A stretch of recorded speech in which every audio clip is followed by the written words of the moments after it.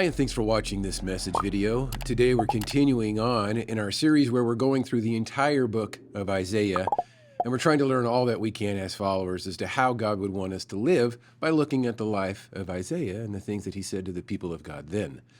Today we're going through chapters 7, 8, and 9, where God has Isaiah confront King Ahaz of Judah, and the reason why is because King Ahaz of Judah had heard some terrifying news, and as a result, he was having a faith crisis. Here's what we're told. Isaiah 7, 1 through 9. When Ahaz, son of Jotham, and grandson of Uzziah, was king of Judah, King Rezin of Syria, and Pekah, son of Remaliah, the king of Israel, set out to attack Jerusalem. However, they were unable to carry out their plan. The news had come to the royal court of Judah. Syria is allied with Israel against us. So the hearts of the king and his people trembled with fear, like trees shaking in a storm. Then the Lord said to Isaiah, "Take your son, Shear-Jashub, and go out to meet King Ahaz. You will find him at the end of the aqueduct that feeds water into the upper pool, near the road leading to the field where cloth is washed.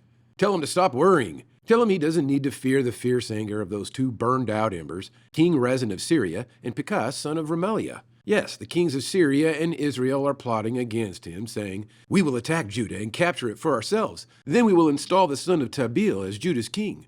But this is what the sovereign Lord says. This invasion will never happen. It will never take place. For Syria is no stronger than its capital Damascus, and Damascus is no stronger than its king Rezin. As for Israel, within 65 years it will be crushed and completely destroyed. Israel is no stronger than its capital, Samaria, and Samaria is no stronger than its king, Pekah, son of Remaliah. Unless your faith is firm, I cannot make you stand firm." God could not make Ahaz stand firm, and God cannot make us stand firm.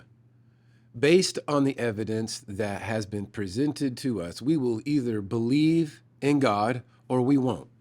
And those who believe in God and what it is that he says, he counts that as faith. And like King Ahaz, there are many of us who find ourselves in a position of influence or authority or impact, meaning there are a lot of people who are counting on us. They're watching us.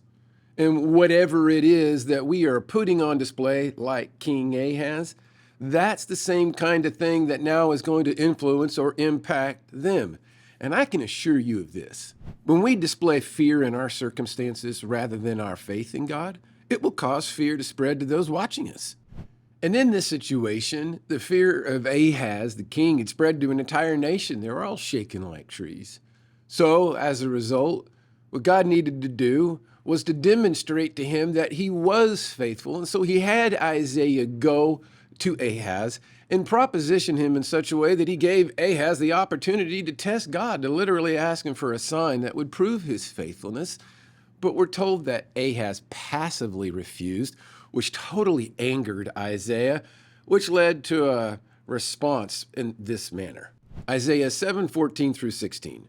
"All right then, the Lord himself will give you the sign. Look, the virgin will conceive a child. She will give birth to a son and will call him Emmanuel, which means God is with us. By the time this child is old enough to choose what is right and reject what is wrong, he will be eating yogurt and honey. Before the child is that old, the lands of the two kings you fear so much will both be deserted." Now, many Christians are aware that this passage is referring to Jesus the Messiah, or that ultimately what Isaiah was referring to is Emmanuel, or God with us. And so, obviously, he was foretelling about something that was happening in the future. But what a lot of Christians aren't necessarily aware of is that Isaiah was also talking about something that was going to happen in that present time. And so he was also foretelling about some things that were going to happen for them. In fact, here's what we're told happened next. Isaiah 8, 1 through 4.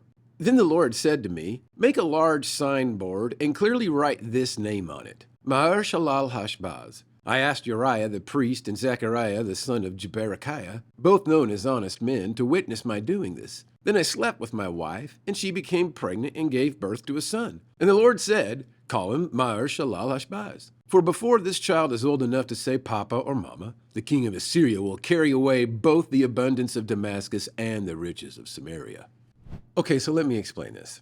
God apparently had Isaiah marry a woman who was a virgin at that time, and then through him have a child named Maher-shalal-hash-baz, which was God's way of personally helping King Ahaz to understand that he was personally going to deal with these ridiculous kings and show that he was not only faithful in a crisis, but show the entire nation that he was faithful in a crisis. Which means even though this had some foretelling future implications for us, it had foretelling present implications for them, meaning first and foremost, this was God's way of trying to help a king and all of his people to understand that he could be counted on within a crisis, which is something that he not only wanted Isaiah to understand, King Ahaz to understand, but he wanted all of the people to understand. In fact, look at what it is that Isaiah said that God specifically told him about the way that God wanted him, i.e. us, to think when it comes to things like crisis or conspiracy. Isaiah 8:11-13. The Lord has given me a strong warning, not to think like everyone else does, he said. Don't call everything a conspiracy like they do, and don't live in dread of what frightens them. Make the Lord of heaven's armies holy in your life. He is the one you should fear. He is the one who should make you tremble. When you and I strive to make God the center of our lives or to become holy like him, that's going to change everything about what it is that we fear in this life. Or it's going to change everything about the way that we stand firm when facing different situations or circumstances. But as I said, this crisis of faithlessness wasn't just a problem back then in Ahaz's life or in the people of God then, it's a crisis now. And so, much like the promise to those people back then of a virgin giving birth to somebody who would be named Emmanuel or God with us, that promise was also given to us, those of us who hundreds of years later would be included amongst God's people because of our faith in his son, Jesus Christ. In fact, look at what it is that Isaiah went on to say about this promise. Isaiah 9:3-7. You will enlarge the nation of Israel, and its people will rejoice. They will rejoice before you as people rejoice at the harvest and like warriors dividing the plunder. For you will break the yoke of their slavery and lift the heavy burden from their shoulders. You will break the oppressor's rod, just as you did when you destroyed the army of Midian. The boots of the warrior and the uniforms blood-stained by war will all be burned. They will be fuel for the fire. For a child is born to us, a son is given to us.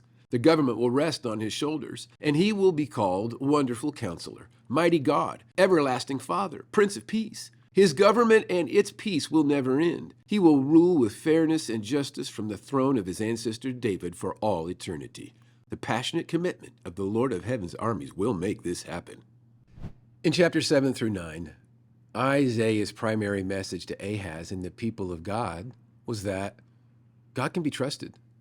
He should be trusted. And the reason why is because everything that God has said that he would do, he's done. And Jesus is the ultimate proof of that.